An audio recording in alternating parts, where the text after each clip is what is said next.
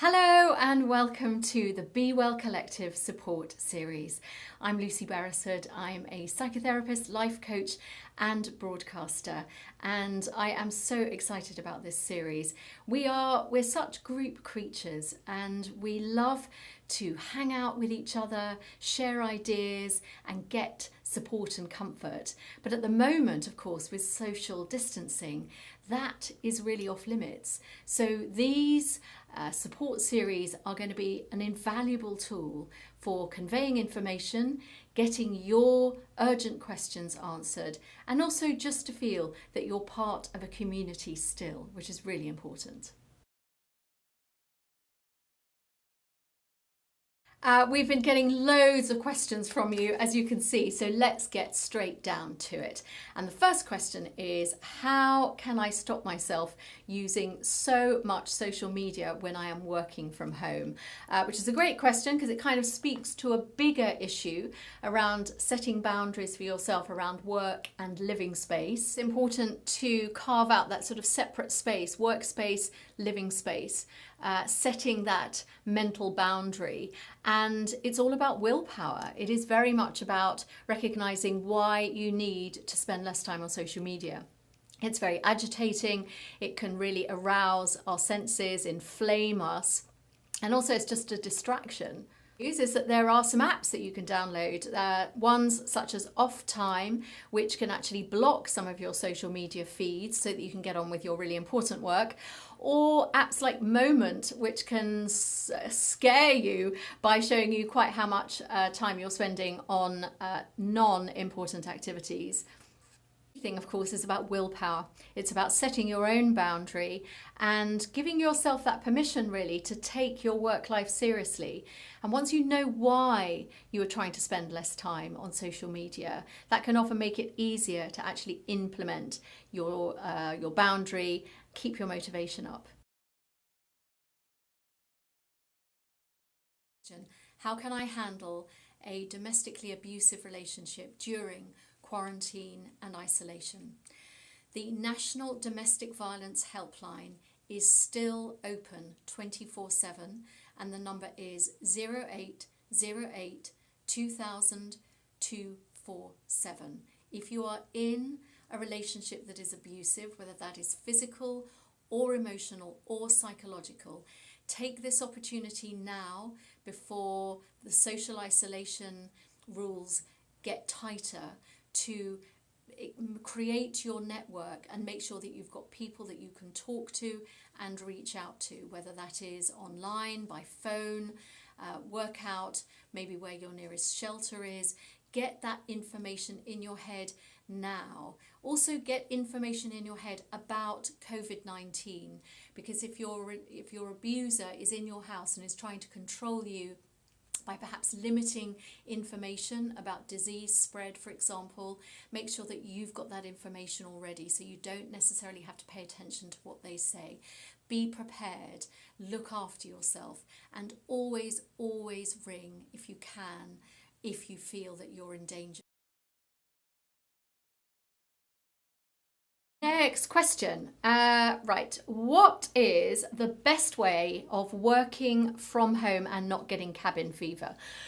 Brilliant question, actually, because it doesn't just apply to working. It's in this day of quarantine and isolation, most of us are going to be spending much more time at home. So how do we stop ourselves going stir crazy?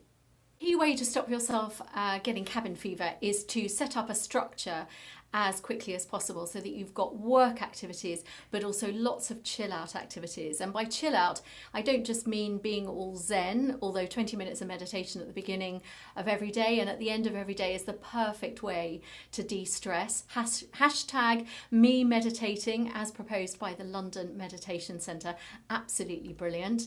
And also do some yoga. I'm doing a 30-day yoga program through YouTube. Ariadne does yoga at home, which is absolutely amazing. Next question. Amazing questions, by the way. I am all about self-love. How can I handle this when my ego gets in the way and I need Instagram validation? Goodness me, any of us on Instagram will know exactly what that's about, but it is about the fact that we need that external source of support. And of course, ideally, we want that to be coming from inside. I think it's very much about nurturing your own self-confidence and your own value. And that always comes from doing things that are offline, the things that don't involve social media. So taking the time to reconnect with real life people, maybe that's through phone calls, maybe it's through videos, but actually have that one-to-one communication with someone who is a real person and not a stranger. And also just practice gratitude lists and identifying the things that you are really pleased about yourself, so that your self-confidence can grow and you don't need that external validation. So, question, how can I maintain a healthy relationship with my partner during this very intense period of isolation? There are so many great things that you can do together as a couple to learn together, grow together, perhaps learning a language together, doing an exercise regime together, learning new recipes to cook together. But the healthy relationship is going to be as much about individuation, kind of the two people staying in a couple but also separate people is going to be very important.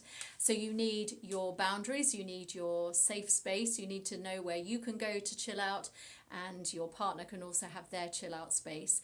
You also need to sit down and discuss what those rules are going to be. When are we going to do our work time? When are we going to have our chill out time? An important tip is to not let things fester. So don't suppress things, but if you've got an issue or if there's something that you think should be done in a particular way, then have a conversation about it. Sex, of course, also really important. You might be feeling very anxious about what's happening in the outside world, but skin on skin contact releases such great feel-good hormones that it's a really good stress buster. It also helps you sleep well, and as a result you've got this cuddle partner kind of in your hands most of the time, and that's going to be a really good thing, a really good resource for you to draw on. And if you haven't got a partner, obviously sex toys are a really good substitute, and masturbate every day. It's a really good self-soother. A little piece of advice about how to live in close proximity would be to be kind, whether you're living with your partner, your loved one, or whether you're living with flatmates, or maybe you've moved back in with your parents.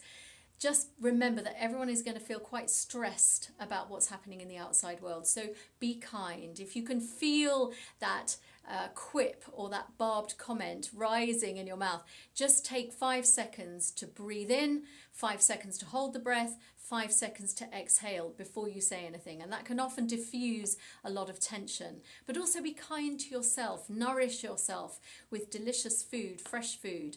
Get lots of sleep, and also smother yourself in amazing moisturizer or body lotion, just so that you get really back in touch with loving your body. Love yourself, love other people. We will get through this.